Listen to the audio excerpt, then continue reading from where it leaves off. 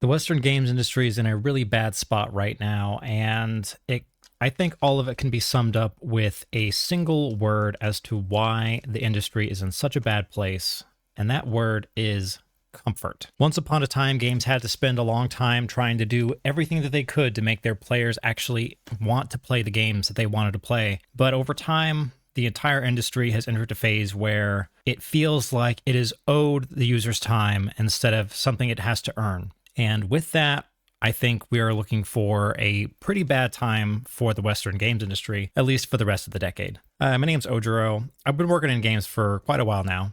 And I was looking over some like just stats in the industry, and I was kind of thinking, what was the thing that really like why are there so many people in our industry that are so bad at really just making things that people want to play? And I started thinking, and I was wondering when did this start and why has it gotten here? And there are some reasons that I've talked about in a previous video where kind of like the industry shift towards microtransactions that really made things significantly worse in terms of the quality of the games that we play. But in terms of the actual engineers themselves and the designers and the artists, why is it so bad?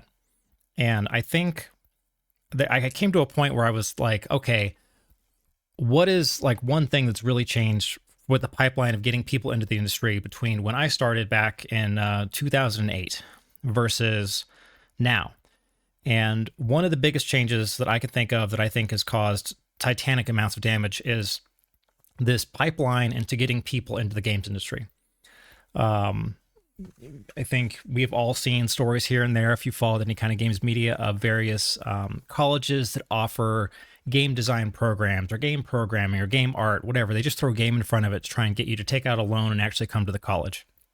Now, when I went to a similar school like this, a school called Full Sail University in Winter Park, Florida, went there in 2006. And when I went through that program, we had a lot of people that had worked either in games or in simulation, because it's near Orlando, Florida, which has a lot of simulation in it. Like you work for people that write code that goes onto various, weapons platforms for the U.S. military. And they were all very honest where they were saying like, look, a lot of you probably are not going to get a job in the games industry. It's a very hard place to work. It has a lot of layoffs, has a lot of hard hours. But if you can do it, great.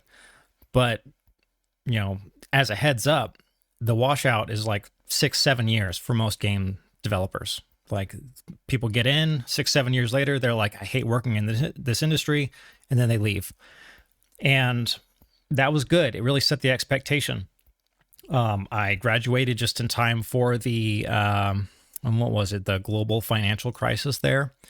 Managed to find some contract work, and even then it wasn't much. So I was just like coasting for a little while. But in my case, I went to school for C++. Financial crisis happened. No one wanted anyone that had anything less than 2 years of experience for an entry-level position. But I had gotten a job doing Flash at one point, and that got me out into the Bay Area to work on Flash games, those crummy Facebook games that worked out back in the day. And it was great. It paid more than a lot of my colleagues for their positions for starting levels, for the ones that actually got a job. And it worked out fine for me. Though Flash, after about 2 years, totally died.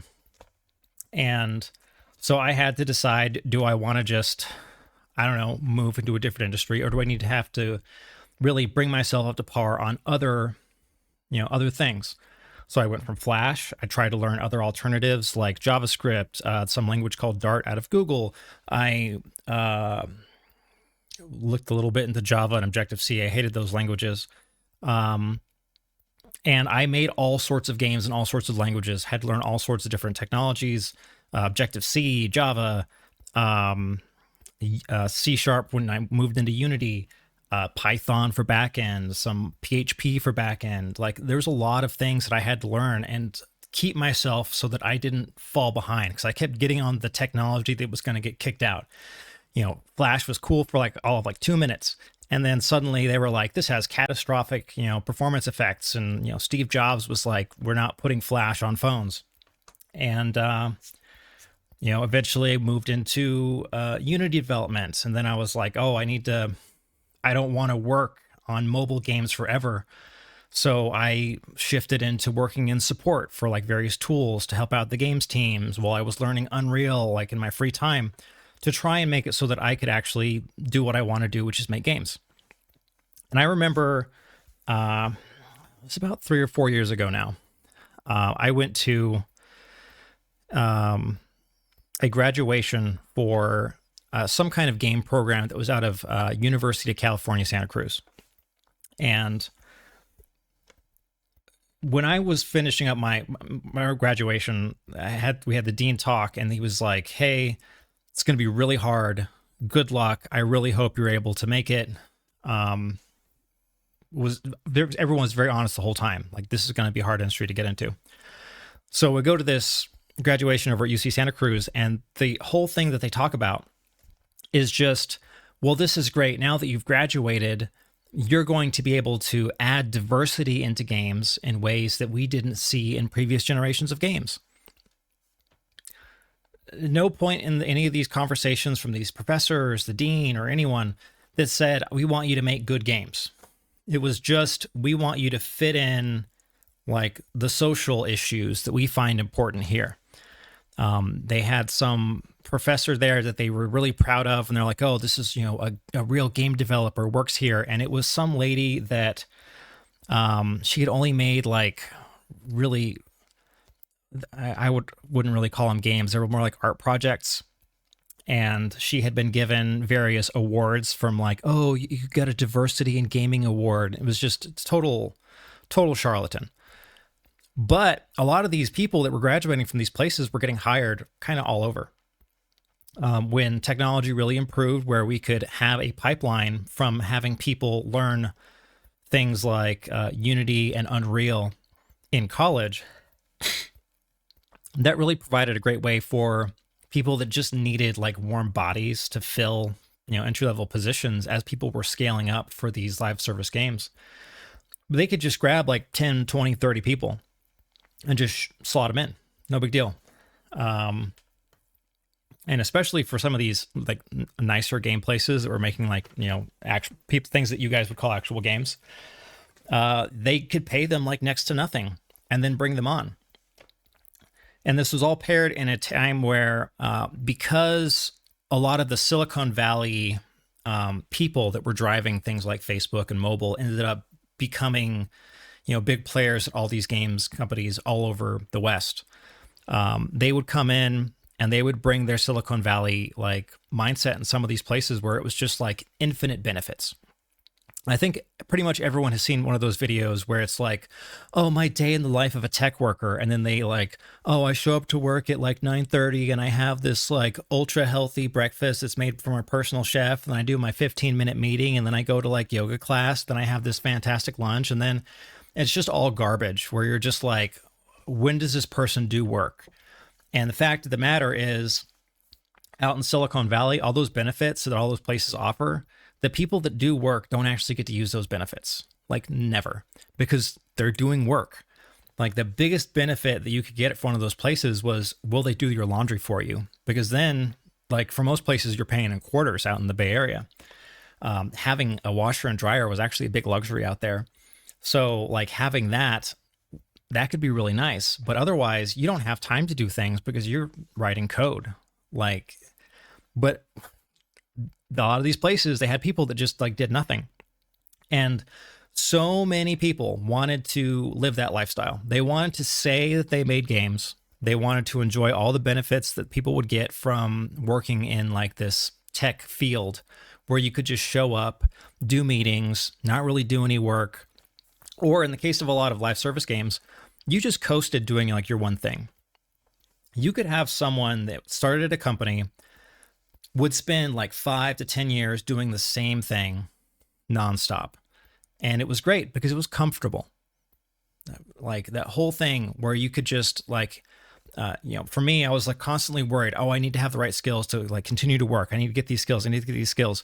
I remember I had made some improvement for one of the games that our company had, so that when we wanted to um, switch the environments of certain apps, we didn't have to like rebuild the game every time because it was like an hour plus. So I was like, oh, I did this cool thing. And they were like, oh, well, can you come in and you can explain it to the engineering team of this, for this game? So they're like, sure, let's do this. Went in, it's like a dozen engineers ranging from like junior to like very senior. And they're like, okay, how does this work? Just so that we're on the same page. And I was like, oh, great. Like, let's talk about this. This is actually really fascinating. And I start to explain how it all works. Everyone's eyes glaze over. And they're eventually they were like, actually, we really just want to know, what do we have to do on our end to make sure that we're doing this? And I was just like, oh, just, I gave you the document already. Like, you just do everything in here. Like, which for 99% of you is nothing. None of you have to worry about this. It's only like the 1% of you that actually have to touch certain things. You just need to do it in this other place now.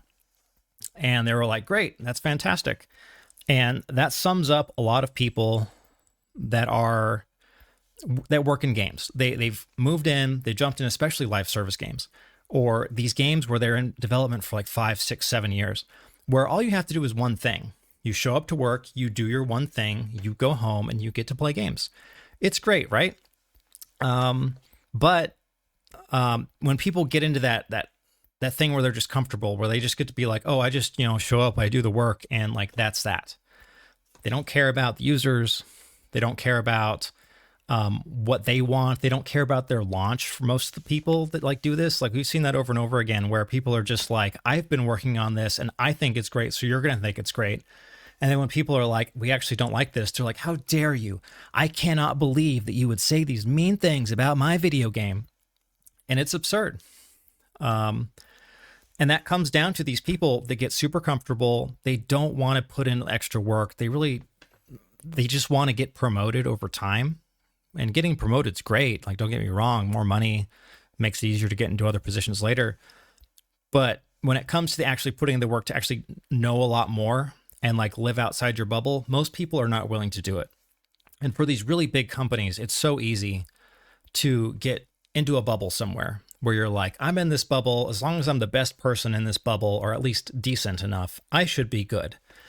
They're not really looking to say, I want to make it so that I am like really excelling. I want to make it so that players really enjoy this. And we'll see in some companies where the story comes out and everyone's just like, this is terrible. Like, this is one of the worst things ever. And realistically, a lot of places that are big, you're going to have a lot of people that have zero input on that story. Like, over half the company doesn't have any input on that story. And they end up seeing it so late in the game where it's like, this is set in stone. So like, you can't really even blame a lot of those people that work there, where you're just like, you ruined this franchise. And it's like, honestly, like, the writers ruined it, the leadership ruined it. But it's hard to be like, yes, the tech artists over here were these monstrous people that ruined this franchise. It's just like, everyone's in their bubble. Everyone's doing their thing. Everyone should be focusing on their work. And another big issue that we have is people get promoted into positions of leadership, especially, this is especially an issue where they do not want to cause conflict. And when you're a good leader, sometimes you need to tell people that they're doing a bad job. Sometimes you need to fire people. And a lot of people don't want to do that, because they come into work and they treat it as like it's not work. They're like, oh, I'm working at a game company. This is so cool. I want to make friends here. So we're all friends. Yay. I think one of my most absurd examples I could give you is worked somewhere once. We had a guy that had to get fired. Like, this guy was terrible. Everything that he did, he would find a way to make it so that it failed when it was on production. And it got to the point where it was just like, this guy has been a year or 6 months to a year. It's like, he's not getting better. He's got to go. Like, talking to his manager, and he's like, well, yeah, but like, it's really hard. Like, I think he's good, and it'd make things really awkward. And I was like, what do you mean awkward? So turns out this guy, manager, got these people under him, and then decided, it would be even better than just working together? Renting a house together. So they all just, all on the same team. They just lived in a house together. Guy that was their manager was like, that's a great idea. That's the smart thing to do. And so he didn't want to fire him, because then how would he pay rent? Because now he got rid of him. And now everything's like awkward at home. And it was just like, what are you doing? Like, this isn't a playtime. This isn't something for you to show up and just like, you make friends because the company is like paying you to make friends. No, you're getting paid to do work. You're getting paid to manage people. And when you have these places where you have tier after tier of manager, where they're not interested in making hard decisions, they're not interested in hiring or firing people, they're not interested in doing anything that could be considered like the bad guy thing, because it makes them uncomfortable. And you end up getting an entire organization of just garbage, because the good people, they're eventually going to leave because they're like, well, I'm just surrounded by idiots. You have people that want to push for their personal issues on the company dime, which, we've seen with a lot of like activism getting shoved into video games, where it has no place in there. But if you said no, you'd be a bigot if you said no. Well, like, you have to get fired. And you just don't let those things take root, but they just don't care.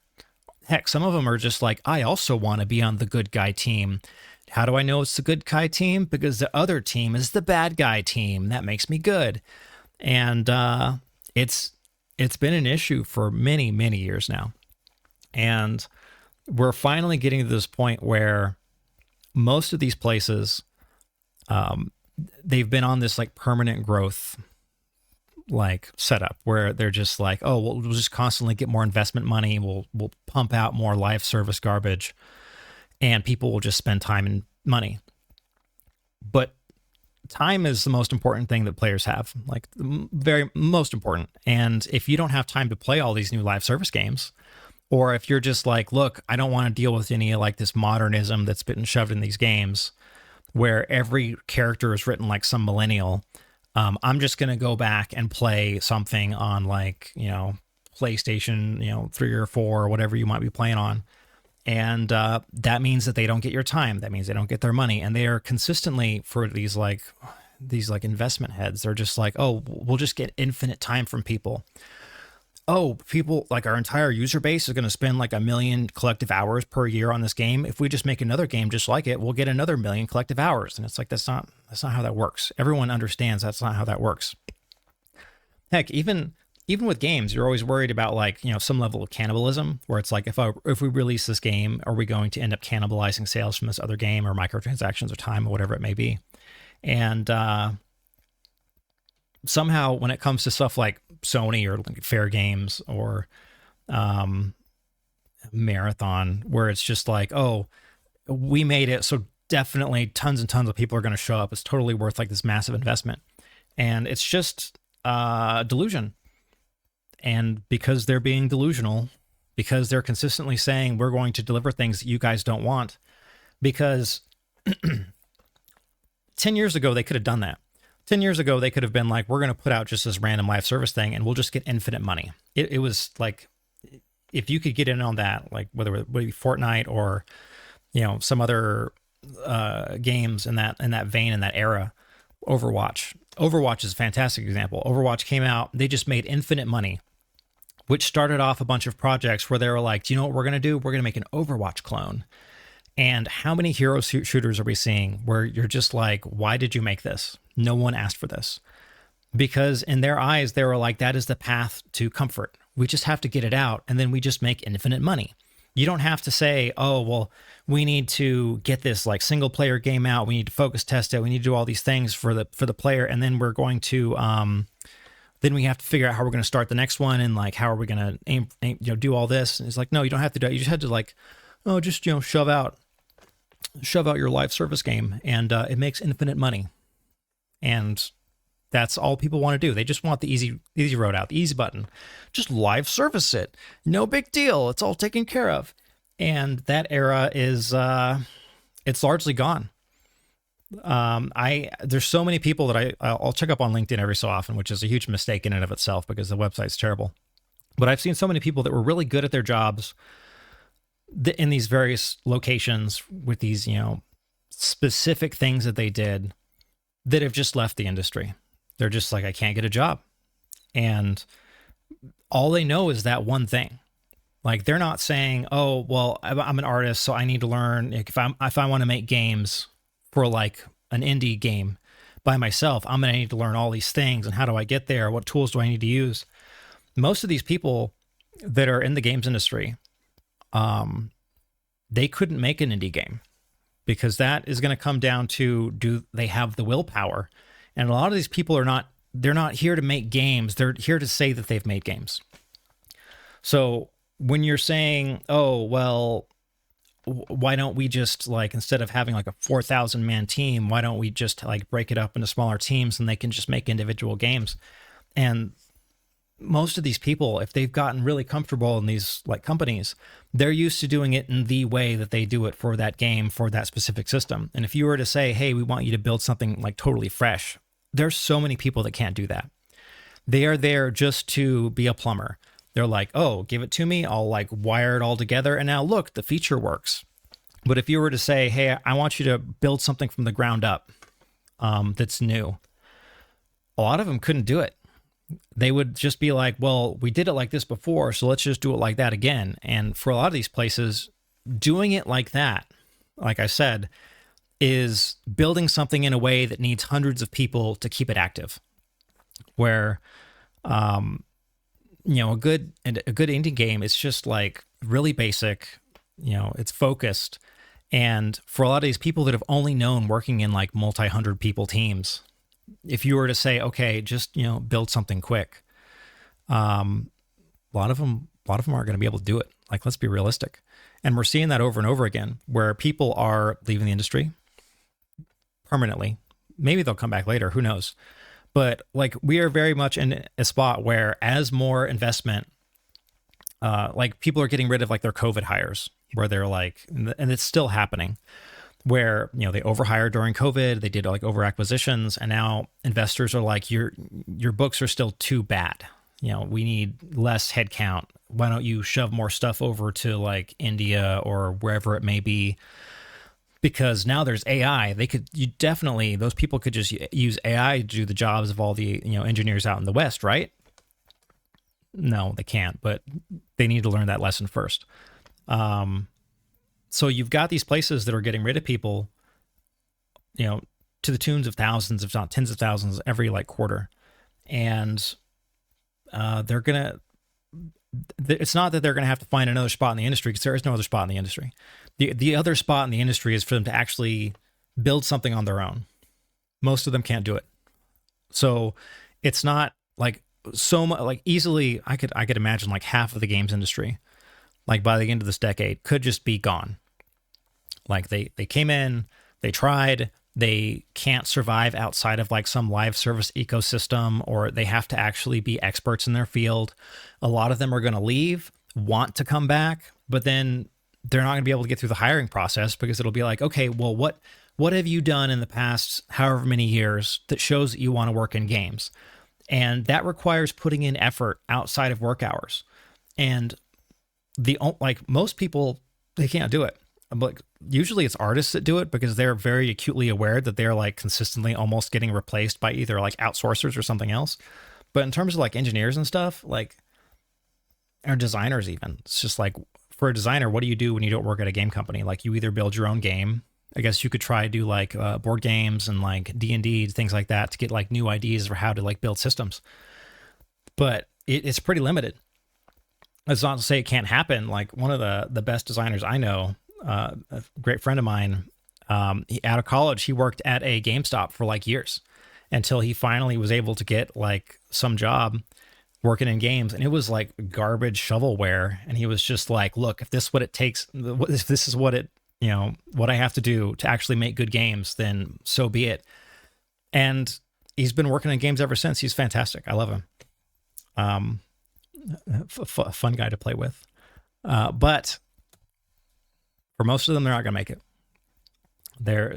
They can only exist in an environment that's comfortable.